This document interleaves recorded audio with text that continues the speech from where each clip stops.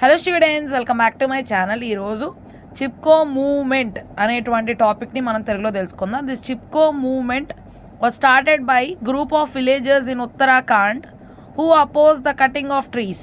అసలు ఈ చిప్కో మూవ్మెంట్ అనేటువంటిది ఎక్కడ మొదలైంది? సో చాలామంది గ్రామీణ ప్రజలు ఎవరైతే ఉత్తరాఖండ్లో ఉన్నటువంటి వారు ఉన్నారో, సో వాళ్ళు ఏం చేశారు అంటే చెట్లు నరకడం అనేటువంటిది మాకు ఇష్టం లేదు అని చెప్పి దానికి ఎదురొచ్చారనమాట. సో అట్లా చేయడానికి వీల్లేదు అని చెప్పి.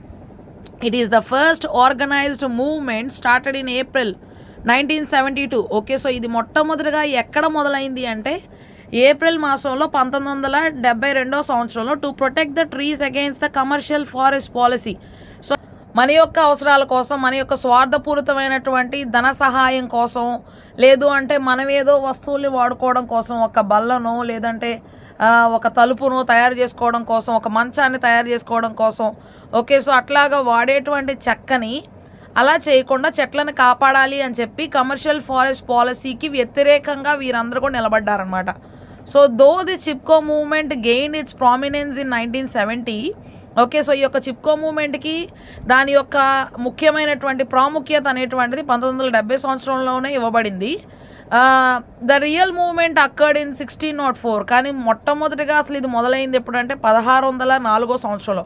When a large number of villages, okay, so ఎప్పుడైతే చాలామంది గ్రామీణ ప్రజలు, okay, so from the Bishnoi community embrace the trees in forest. Okay, so వాళ్ళు ఏం చేశారు అంటే అడవిలో ఉన్నటువంటి చెట్ల దగ్గరికి వెళ్ళి వాటిని వాటేసుకొని నిలబడ్డారనమాట. సో అంటే వాటిని కాపాడాలి అనేటువంటి ఉద్దేశంతో బిష్నోయి, ఓకే, సో అనేటువంటి కమ్యూనిటీ ప్రజలు, ఆ బృందానికి సంబంధించినటువంటి మనుషులు near Khejri village close to Jodhpur. Okay, so జోధ్పూర్లో ఉన్నటువంటి కేజ్రీ అనేటువంటి గ్రామానికి సమీపంలో ఉన్నటువంటి అడవిలో ఇది జరిగిందనమాట.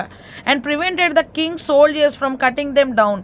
ఓకే, సో రాజుగారి యొక్క సైనికులు ఏం చేస్తూ ఉన్నారంటే ఆ ప్రాంతాన్ని పరిపాలిస్తున్నటువంటి రాజుగారు కొంతమంది సైనికులను పంపించారు ఆ యొక్క చెట్లను నరికివేయండి అని చెప్పి. ఆ చెట్లు నరకడానికి వీలేదని చెప్పి వీరు అడ్డంగా నిలబడ్డారు.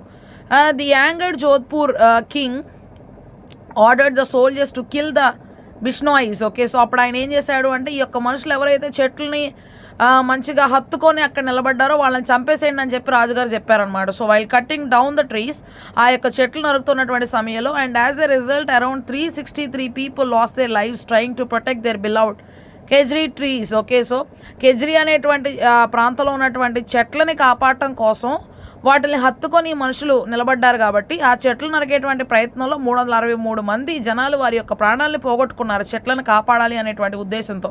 Which are regarded as gods of the desert. Okay, that event has been recorded in India history as the Chipko movement. So అది ఆ సమయంలో జరిగినటువంటి మన యొక్క పురాతన భారతదేశంలో జరిగినటువంటి ఒక మూమెంట్ కాబట్టి సో దాన్ని చిప్కో మూమెంట్గా వ్యవహరిస్తారనమాట. సో ఈ యొక్క చిప్కో మూమెంట్లో చూసినట్లయితే అక్కడ ఉన్నటువంటి మనుషులు నిలబడ్డారనమాట. సో చూడండి, అక్కడ జనాలందరూ కూడా ఆ చెట్లని హత్తుకొని దాని చుట్టూ నిలబడ్డారు. ఓకే, సో దాని చుట్టూ గుంపుగా నిలబడ్డారు. అయినప్పటికీ ఎవరు కూడా ఆ చెట్లని నరికేస్తున్నా సరే వారి ప్రాణాలను సైతం లెక్క చేయకుండా నిలబడ్డారనమాట. సో అంత మంచి పనులు మన పురాతన భారతదేశస్తులు చేశారనమాట. సో అట్లా మొదలైనటువంటిది ఈ యొక్క Chipko movement. Thus started the Chipko movement has now gained great significance throughout the world's conservationist cycle for its successful attempts against deforestation. So అప్పుడు మొదలైనటువంటిది ఇప్పటి వరకు కూడా ఈ యొక్క చిప్కో మూమెంట్ అనేటువంటి దానికి చాలా ముఖ్యమైనటువంటి ప్రాముఖ్యతను ఇవ్వబడింది అనమాట. చాలా ఎక్కువ గొప్ప రీతిలో ప్రాముఖ్యతను ఇవ్వబడింది ప్రపంచవ్యాప్తంగా కూడా అనమాట. సో ఎవరైతే ఈ యొక్క చెట్లు నరకాలనుకుంటున్నారో సో అలాంటి వారి యొక్క ప్రయత్నాలు ఏమాత్రం కూడా జరగనీయకుండా ఆపుతూ ఉందన్నమాట. సో డీఫారెస్టేషన్ అంటే ఫారెస్ట్ని ఫారెస్ట్ లాగా ఉండనీయకుండా చేయడమే కదా డీఫారెస్టేషన్ అంటే. సో అందుకని దాన్ని డీఫారెస్ట్ అంటే అరణ్యంలో ఉన్నటువంటి చెట్లన్నీ కూడా నరికేయడం. Chipko in local dialect means to embrace. Okay, so Chipko అంటే ఆ యొక్క అక్కడ ప్రాంతంలో, ఓకే, సో అక్కడ ప్రాంతంలో గ్రామీణ ప్రాంతంలో ఉండేటువంటి డైలెక్ట్ అంటే ఒక ప్రాంతంలో మాట్లాడేటువంటి ప్రాంతీయ భాష అనమాట. సో దానిలో అర్థం ఏంటి అంటే చిప్కో అంటే ఎంబ్రేజ్ అంటే హత్తుకోవడం అని అర్థం. And refers to the method that has been applied to protect the forest from the commercial timber cutters. Okay, so ఎందుకు వాళ్ళు అట్లా చేశారు అంటే అదొక పద్ధతిగా వారు స్వీకరించారు. చెట్లను కాపాడాలి హ్యాస్ బీన్ అప్లైడ్. వారు ఆ యొక్క పద్ధతిని వారు అనుసరించారు. ఎందుకు చెట్లను కాపాడాలి, అడవిని కాపాడాలి ఫ్రమ్ ద కమర్షియల్, ఎవరైతే డబ్బుల కోసం ఆ యొక్క చెక్కని నరుకుతూ పనిచేసేటువంటి పని వాళ్ళు ఉన్నారో వాళ్ళ నుండి కాపాడటం కోసం వారు అలా చేశారు. This revolutionary movement started by the villages to save forest from deforestation.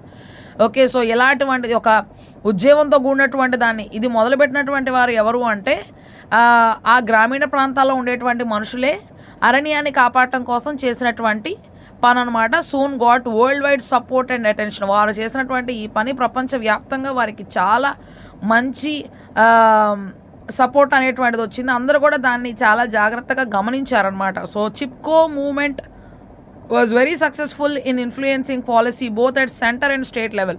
So ఈ యొక్క చిప్కో మూవ్మెంట్ అనేటువంటిది చాలా విజయవంతంగా అనేక మందిని ప్రభావితం చేసినటువంటి ఒక పాలసీ అనమాట. ఓకే, సో అది మనం చూసినట్లయితే రాష్ట్రీయ రీతిగా అయినా సరే దేశవ్యాప్తంగా అయినా సరే the participants in Chipko movement were primarily small town women. Okay, so ఇందులో పాల్గొన్నటువంటి చిప్కో మూవ్మెంట్లో పాల్గొన్నటువంటి మనుషులు ఎవరు అంటే చిన్న టౌన్కి సంబంధించినటువంటి స్త్రీలు అనమాట. Who fought for their bread and communities. వారు వారి యొక్క ఆహారం కోసం వారి యొక్క బృందాల కోసం వారు పోరాడారు. These women were determine to protect the forest from deforestation. వాళ్ళు ఏం చేశారు అంటే ఈ యొక్క అరణ్యంలో ఉన్నటువంటి చెట్లు నరకకుండా ఉండడం కోసం even at the cost of the life వారి యొక్క జీవితాన్ని వారి యొక్క ప్రాణాన్ని సైతం వారు లెక్క చేయలేదు. Gradually men also were involved in the Chipko movement.